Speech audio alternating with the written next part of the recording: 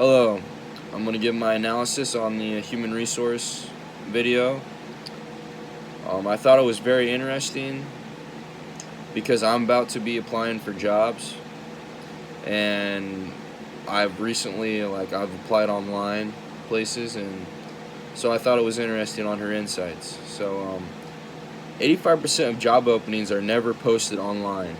So that's really interesting to me because I've looking online. There's thousands, that they say that are available, but in all realistically, I feel like whenever I apply, mine never gets looked at is the way I feel about it. But and being unemployed creates anxiety. I guess I could understand that and see that. There are two kinds of job hunters online. There's the eager and the choosy. The eager submit a lot of job apps, and they're just pretty much just seeing if they can get what they hear back from, just putting in as many as they can. And then the choosy are more selective of what fits them. Which one do they want to do? What has their interests? They probably have more experience in the field. But nowadays, with the online application process, there's applicant tracking systems, which I assumed that there was, but I didn't know exactly.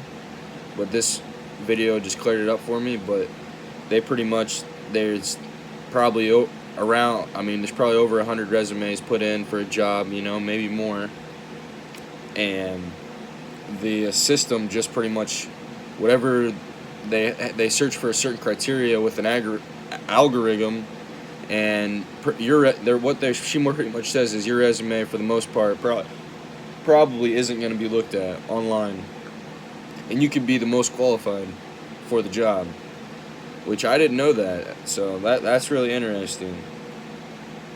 So in the future, I guess I should probably try to apply in person and get a hard copy, or turn my resume in hard copy, or email directly to a hiring representative. And then she goes on to say 3 questions we should ask ourselves to help us determine what interests and jobs that we want to do for the rest of our lives, or for the meantime. Excuse me. The first question was ask yourself, what am I good at? So what's your competitive advantage as a person? Like, what are you really good at? And then the next question is my interests. If you're going to be doing something for the rest of your life, or for 40 hours a week or more, you should probably have an interest in it that'll motivate you to work harder. And then the third question was, who do I want to help? So, who do I want to inspire with this job, or as in help the profession?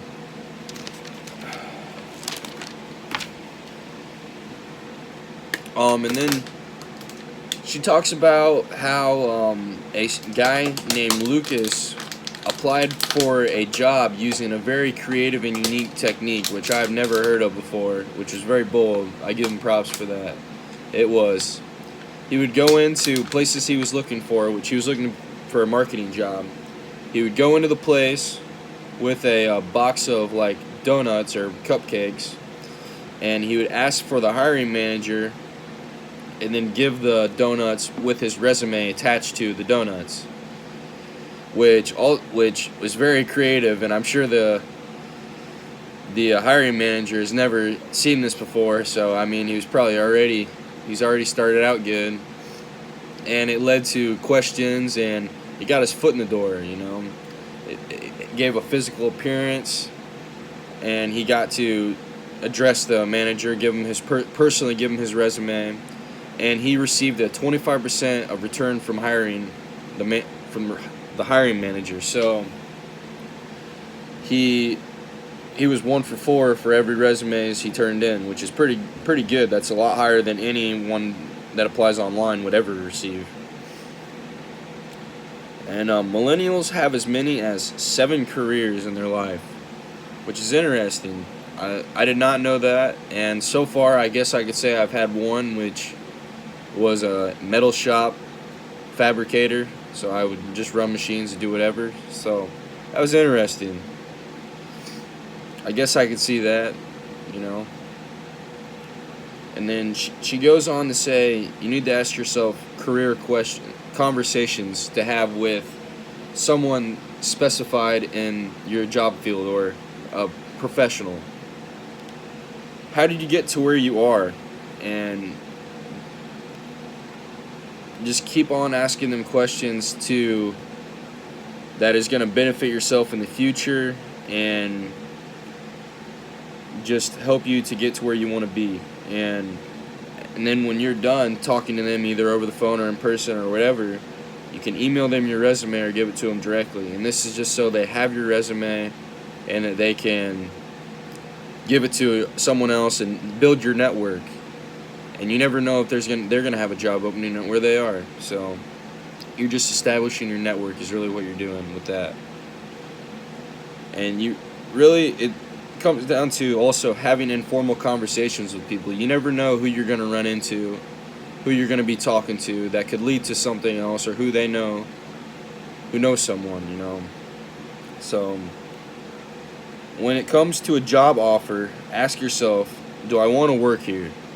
Which that is important because, you know, you don't want to invest your time and energy into a company that you're only going to be there for a month or very short term if you know it's not going to fit you and you don't fit the work environment and the job specifications.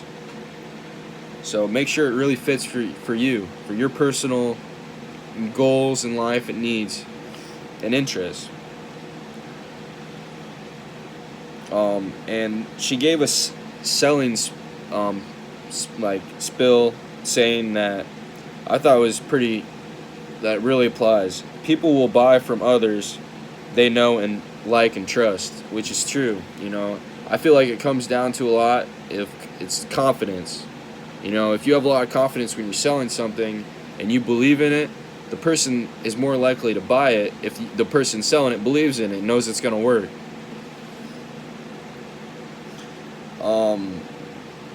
And then she ends with, you already have access to someone who can help you.